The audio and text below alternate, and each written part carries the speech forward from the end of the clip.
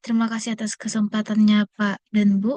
Di sini saya akan menjelaskan kode pemrograman yang telah diubah dari bahasa Java menjadi bahasa C sebelumnya. Di sini saya akan menjelaskan sedikit tentang eh, file locking example. Nah, file locking ini penting untuk menjaga agar file yang sedang diakses oleh banyak proses tetap aman, konsisten, dan tidak terjadi konflik data. Jadi tujuan utama program ini itu untuk memperagakan bagaimana kita bisa melakukan exclusive lock dan share lock pada sebuah file. Nah, sebelum masuk ke kodenya, saya jelaskan dulu sedikit tentang konsepnya. Dalam sistem operasi, ketika ada lebih dari satu proses yang mengakses file yang sama, bisa terjadi masalah kalau tidak ada pengaturan siapa yang boleh baca atau tulis file tersebut. Nah, untuk menghindari masalah seperti data korup atau perubahan yang bertabrakan, digunakanlah sistem file locking. Ada dua jenis penguncian yang umum, seperti yang sudah dijelaskan, yaitu yang pertama itu exclusive love atau kunci eksklusif, di mana hanya satu proses yang boleh mengakses file, proses lain harus menunggu. Yang kedua ada Sherlock, di mana ini adalah kunci berbagi. Banyak proses bisa membaca file secara bersamaan, tapi pasti tidak ada yang boleh menulisnya. Gitu. Nah, di sini kita akan membuka programnya. Kita buka dulu Ubuntu, kita eh masukkan kata sandi.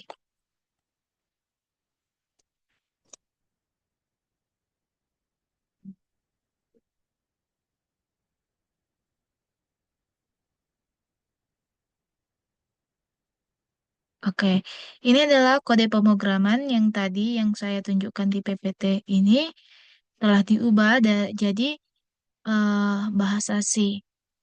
Nah, sebelumnya saya jelaskan dulu apa tujuan program yang ini. Jadi, tujuan program ini itu untuk mengunci setengah bagian pertama dari file secara eksklusif supaya hanya satu proses yang bisa mengakses dan memodifikasinya. Terus yang kedua tujuannya itu untuk mengunci setengah bagian kedua dari file secara share supaya beberapa proses bisa membaca file itu secara bersamaan. Jadi dengan pendekatan ini kita bisa lihat bagaimana file dilindungi dari konflik akses saat digunakan oleh banyak proses. Kita masukkan dulu, kita masuk ke kodenya yaitu di sini pertama kita perlu mengimpor beberapa library standar yang menyediakan fungsi-fungsi untuk operasi file, locking, dan manajemen errornya. Di sini kita lihat kodenya yaitu include stdio.h, lalu include stdlib.h, lalu include unistd.h, lalu kode include fcntl.h. Nah, di sini ini stdio.h ini untuk fungsi input output seperti yang kita ketahui kayak printf gitu. Lalu yang ini itu fungsi standar seperti exit, lalu unit std.h ini untuk fungsi seperti iseek dan close, lalu ada fungsi fcntl ini di mana ini untuk mengatur locking filenya.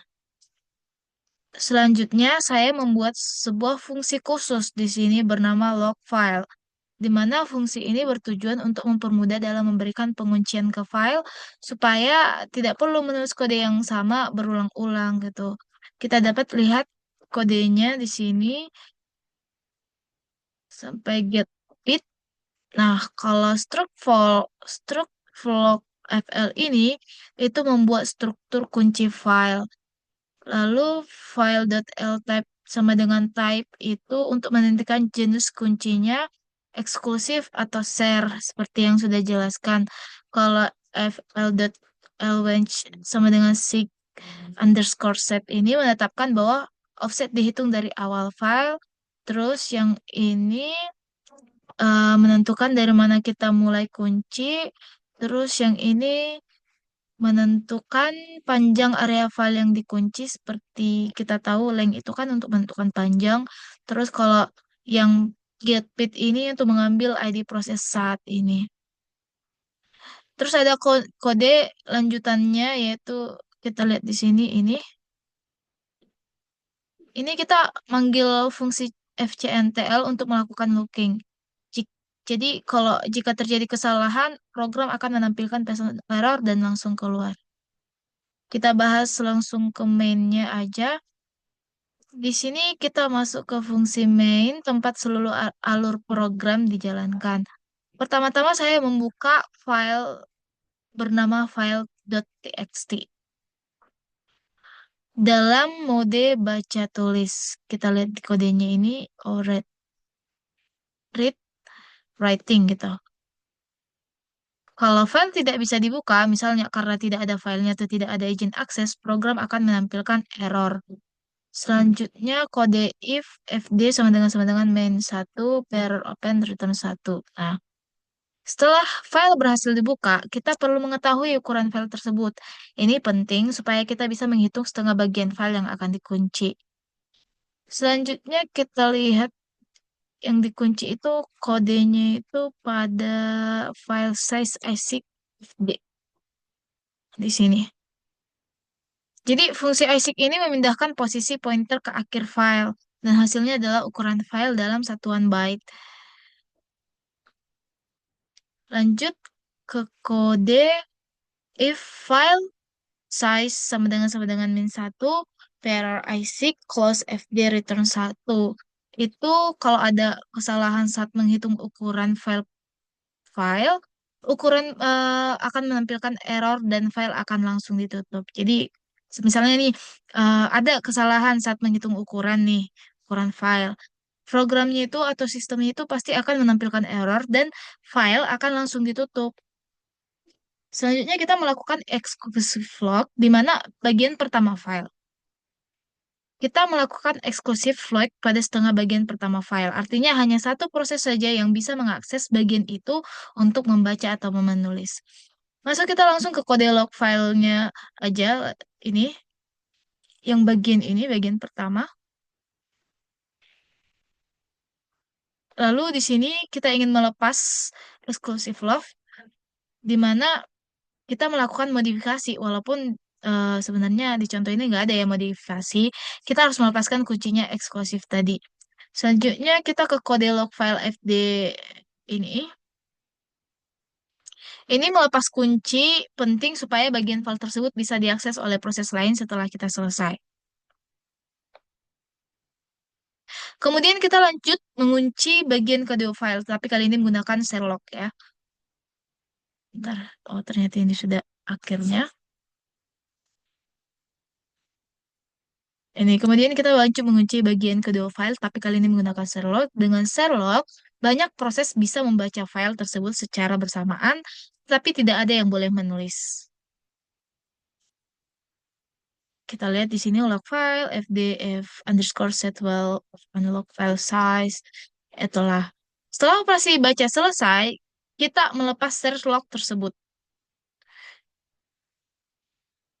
Nah, akhirnya setelah semua proses locking dan unlocking selesai, file ditutup untuk menghindari memory leak atau resource leak. Kita lihat kode close fd return null.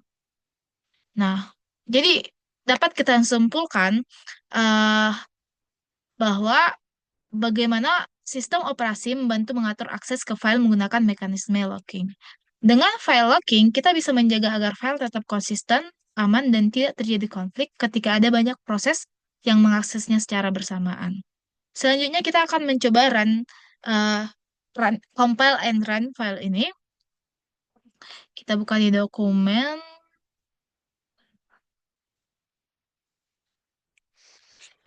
Oh, bentar, klikkan. Langsung buka terminal aja.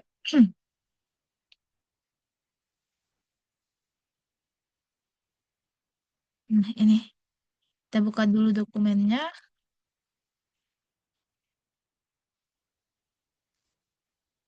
Terus kita masukkan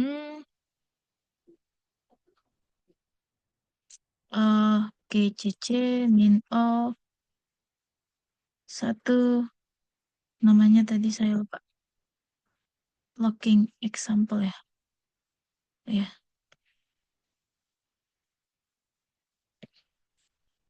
locking ah, locking example. .c. Nah, kita runkan. Nah, di sini kita lihat,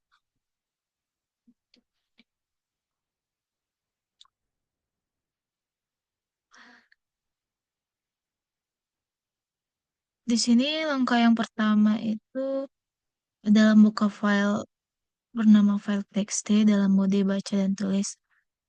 Jadi sebenarnya saya sebelumnya sudah menjalankan file txt-nya, jadi di sini tidak perlu lagi. Nah, setelah file berhasil dibuka, program langsung menghitung ukuran file menggunakan fungsi iSeek tadi. Ukuran file ini dibutuhkan supaya program bisa membagi file menjadi dua bagian.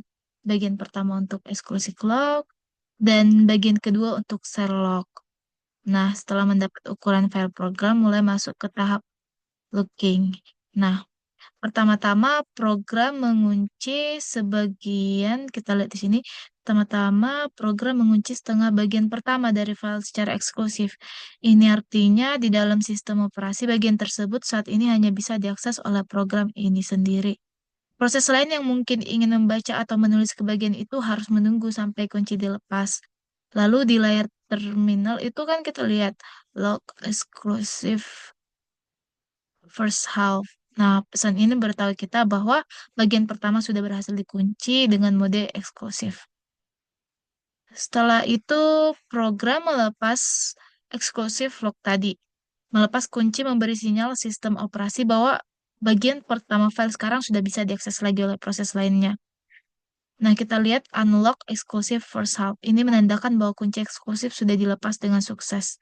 Selanjutnya, program ini berpindah ke setengah bagian kedua dari file. Nah, kali ini program melakukan Sherlock, yang artinya beberapa proses bisa membaca bagian ini secara bersamaan, tapi tidak ada yang boleh menulisnya. Nah, ini cocok kalau kita ingin banyak proses mengakses data untuk dibaca, tapi tetap menjaga agar data itu tetap tidak diubah sembarangan ya. Nah, kita lihat log share second half. Nah, berarti ini berhasil dikunci dalam mode berbagi gitu lah. Selanjutnya, setelah proses baca atau akses selesai, program melepaskan Sherlock tersebut. Ya, kita lihat di sini. Dengan begitu, file kembali bebas diakses baik untuk baca maupun menulis. Nah, ini menandakan bahwa kunci berbagi sudah dilepas dengan lain. Makanya kita lihat di terminal ini kan unlock share itu share-nya udah ke unlock gitu lah. Nah, akhirnya setelah semua operasi looking dan unlooking selesai, file ditutup.